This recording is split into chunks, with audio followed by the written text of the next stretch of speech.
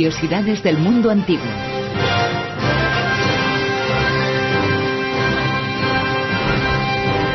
Con Ignacio Monzón, muy buenas noches, Ignacio. Muy buenas noches, Bruno. Hoy vamos a hablar de aquellos galos que lucharon contra los romanos. Ahí está, de esos malos, ¿no? De esos malvados. No, de los galos. Por eso, de los malvados. Bueno. Tiene su... Siempre que hablamos de esto, ¿verdad? Siempre pensamos en lo mismo, ¿no? En Asterix y Obelix. Lógicamente, claro. Lógicamente. Propaganda antirromana, como digo yo siempre. Sí. Bueno, que Vercingetorix fue uno de los primeros a los que ya se les llamó terroristas desde el poder, ¿verdad? O lo equivalente en su momento, ¿no? Porque el terrorista era el malo de la película, era el malo de su tiempo. Hombre, desde luego. Era el Bin Laden de aquellos tiempos, ¿no? Era un... No sé, quizá las madres romanas, no lo sé, asustaban a sus hijos diciéndoles que venía Vercingetorix. Sabemos, por ejemplo, que sí decían eso a los niños romanos en el siglo V, con Atila. ¿Sí? Sí.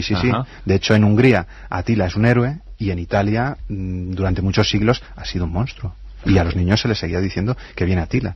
No sé, como digo, si con Vercingetorix pasaba lo mismo, pero desde luego le dio más de un problema y más de un dolor de cabeza a Julio César. Nosotros tenemos a nuestro viriato, de cierto modo, los ibéricos, y los franceses tienen a su Vercingetorix, ¿no? Sí, porque ha sido bastante manipulado, como suele pasar con todas estas figuras, evidentemente. Y ha sido una especie de enseña nacional. Un icono, ¿verdad? Sí, un icono nacional. Cuando, por ejemplo, a Viriato le pasa lo mismo, no era hispano, o sea, en ciertas producciones no era hispano, era pues una persona que se sentiría de su pueblo, de su región, pero es que no había ningún concepto ni de hispano, ni de español, ni nada parecido, igual con Vercingetorix. Hablamos de los habitantes de la Cola de Atapuerca, los primeros españoles. Exacto, es lo primero que estaban en lo que mucho después se llamó España, ¿no? Claro, no me imagino a ellos con con la bandera y con la tortilla de patata, no sé. Pero luego se hace una utilización muchas veces del pasado en ese sentido para fomentar nacionalismos, que no deja de ser un nacionalismo, ¿no? No, desde luego, en el siglo XIX sobre todo, las repúblicas francesas o el imperio de Napoleón III lo usaron como un símbolo de la resistencia. El nuevo Vercingetorix casi, ¿no? Napoleón debía pensarlo alguna vez. Pues no lo sé, pero desde luego intentaron buscar esas figuras para unificarles a todos. ¿Qué tenemos en común? Vercingetorix, cuando Vercingetorix no era francés, de hecho el mismo nombre de Francia no es ni siquiera galo, es un nombre germánico. Y la lengua de los franceses, ¿qué es? Es latín, lo que están hablando es latín 2.0, 3.0, como lo queramos llamar, pero es una lengua neolatina. Pero sin embargo se le vio como una representación de la esencia francesa, la resistencia contra el enemigo invasor que era muy superior a él, el heroísmo, etcétera. Pero sí como un concepto de libertador, ¿no? Sí, desde luego. Oprimido, ocupado por los romanos. Exacto. Sí. Eso es lo que pasa en estos momentos. Estamos hablando de mediados del siglo I a.C., justo cuando Julio César ha terminado supuestamente de conquistar las Galias.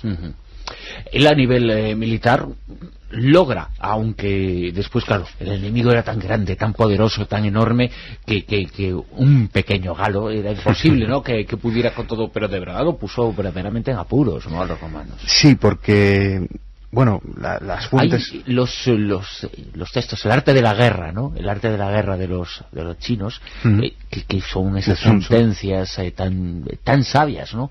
Dice, mata con el arma de tu enemigo. Él aprendió del enemigo, en cierto modo. Claro. Y sus herramientas fueron deducciones a partir de las tácticas del enemigo. Sí, porque... Y aprendió de ellos. Los romanos ya por aquel entonces tenían un ejército muy bueno, era el mejor ejército del mundo.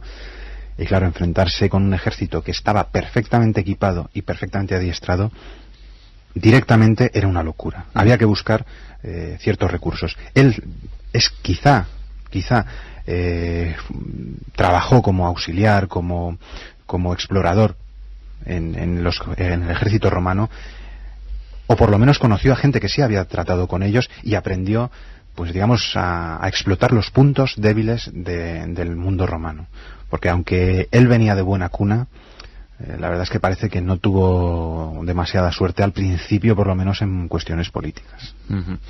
Pero después, como decíamos, llegó a poner contra las cuerdas a los romanos. Sí, él, como digo, fue expulsado, según nos dicen, de su ciudad de Gergovia, porque su padre había intentado convertirse en el rey de los arvernos, porque él es del pueblo de los arvernos, Y ya desde ese primer momento comenzó a crear toda una serie de alianzas con gente que encontraba por los caminos. Eso es lo que nos dice Julio César. Julio César en la Guerra de los Galias dice que lo que le seguían pues eran unos buhoneros, eran mendigos, era gente desarrapados, pero consigue tener un nutrido número de seguidores.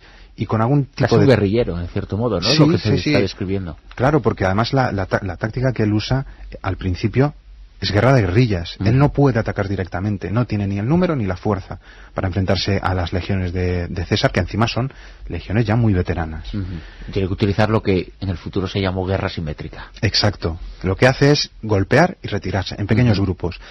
Todo comienza en un invierno. De hecho, ahí, como digo, demuestra bastante inteligencia en el invierno del año 52 a.C., cuando son asesinados toda una serie de, entre comillas, funcionarios, pues no son funcionarios, pero una serie de recaudadores de impuestos, de administradores romanos y de comerciantes. Son asesinados de la manera más cruel. Evidentemente, se le está mandando un mensaje a César, y lo que él espera es que César actúe. Porque eso no puede quedar sin venganza. Eso es un ataque contra todo el dominio romano, contra el honor de Roma. Lo hace en invierno. ¿Por qué? Porque él sabe que los ejércitos no se mueven en invierno, y menos aún en la zona de las Galias. Estamos hablando además de la zona central, sobre todo, muy montañosa, con pasos muy difíciles y, como digo, pues con una logística muy compleja. Los romanos eran imbatibles en el campo de batalla, pero tardaban mucho en moverse, porque eran muchos, llevaban mucho armamento, necesitaban una gran cantidad de recursos que no siempre podían conseguir en el territorio, necesitaban unas buenas líneas de aprovisionamiento, y si él golpeaba rápidamente se las podía cortar y les podía dejar atrapados. Eso les pasa a los romanos más de una vez a lo largo de su historia militar. Entonces ahí vemos cómo Vercingetorix, desde luego, era increíblemente astuto y sabía perfectamente cómo y dónde golpear. Por ejemplo, quemar las tierras, acabar con las cosechas, ir minando al enemigo. Claro, porque Julio, nuestro querido Julio César, no Julio Iglesias, con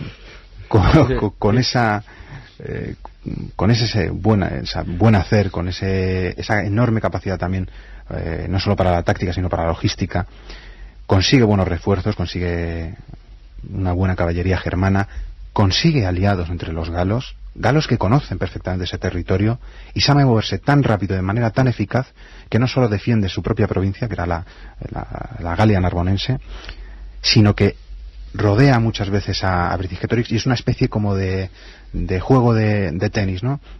Ahora gana el galo, ahora de repente gana el romano. Fue un partido igualado, por lo menos en sus comienzos.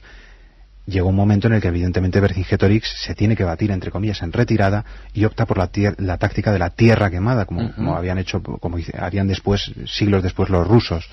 Que no puedes contra tu enemigo, no puedes enfrentarte a él. Fastídialo. Claro, fastídialo, y que abandonas tu territorio y destruyes todo lo que puedes para que él no pueda sobrevivir, llevar a cabo su vida en sociedad, imposibilitar el desarrollo de la sociedad, en cierto modo, y de la cultura. Más que nada, fastidiar al ejército, porque el ejército, por muy disciplinado que sea, si no recibe su comida, sus cosas, se mosquea. Entonces, estamos hablando de él también, en cierto modo, porque su propia vida nos lleva a mitificar, ¿no? Este tipo de guerreros, de guerrilleros, en cierto modo. Pero también tenía lo suyo, ¿eh?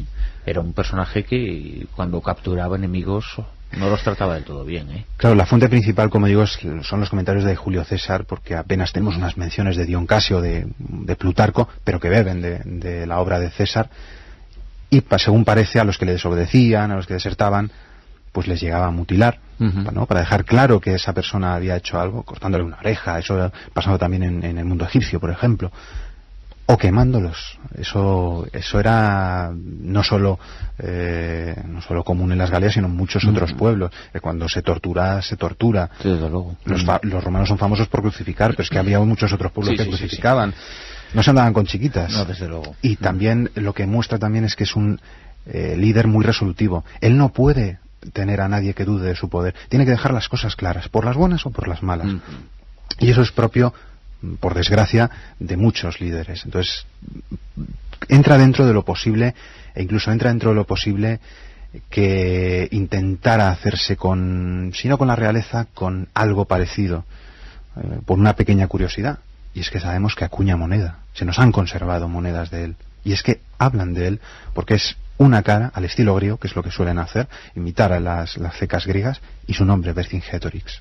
Ojo que además Vercingetorix ni siquiera era su nombre, o sea, era un título, con lo cual, por muy interesado que fuera Julio César en destacar ciertas cosas, la verdad es que hay datos que encajan muy bien.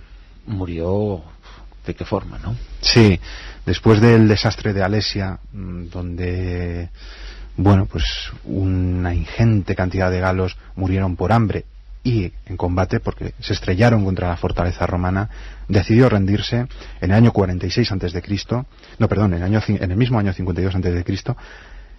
Lo que pasa que acabó en prisión porque Julio César, digamos, tenía, antes de celebrar su triunfo, donde él fue llevado como uno de esos grandes trofeos, pues tuvo que resolver toda una serie de problemas entre medias, porque luego tiene estos políticos, y murió 6 años después, en el año 46, estrangulado en su celda. Ahí es nada. Ahí es nada, exacto. Ignacio Monzón, vámonos con los dólmenes, ¿no? Que nos Vámonos. imaginamos ahí guerreando por todos los sitios y cargando dólmenes por detrás. Bueno, yo no, pero bueno. Muchas gracias. Gracias Chao. a ti, Bruno.